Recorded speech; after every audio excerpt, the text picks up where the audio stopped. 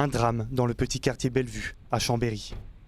La mort d'un homme expulsé avec sa femme et ses enfants, déjà expulsé 2 fois auparavant par les policiers. L'homme souffrait de problèmes cardiaques. Il aurait fait un premier malaise dans les escaliers, puis un second dans la voiture des policiers, qui ont tenté un massage cardiaque sans succès. La scène, parce qu'on a entendu, c'est des cris, des hurlements, parce qu'il ne voulait pas être expulsé.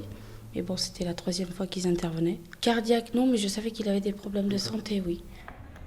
Pour protester contre les expulsions, une manifestation a été organisée lundi 8 juillet devant la mairie de Chambéry. Une centaine de personnes étaient présentes et ont observé 1 minute de silence pour l'homme décédé. Une mobilisation pour en finir avec les expulsions. Nous souhaitons simplement poser la question de l'expulsion. Et ça devrait alerter tous les responsables politiques. Comment on peut procéder différemment, puisque ce n'est pas le premier cas non plus. On demande qu'il y ait justement un accompagnement social très fort pour éviter que les personnes qui sont en surendettement se retrouvent aussi en dehors de la vie sociale.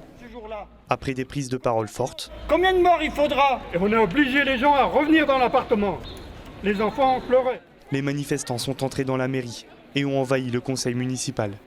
Non, non, non!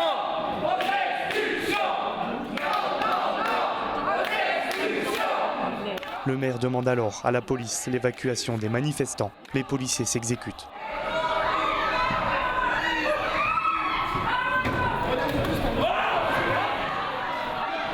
Selon la préfecture, une militante a été placée en garde à vue. Des causes peuvent être justes, belles, nobles, d'autres le sont moins, peu importe. Rien n'explique que vis-à-vis d'une assemblée élue démocratiquement, certains d'extrême gauche aient de tels comportements, des comportements volontaires qui doivent être dénoncés publiquement.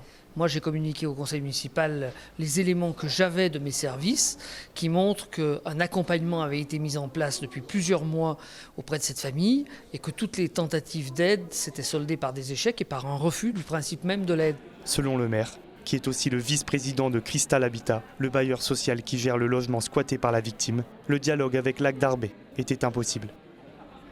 Une enquête de l'IGPN, la police des polices, est actuellement en cours.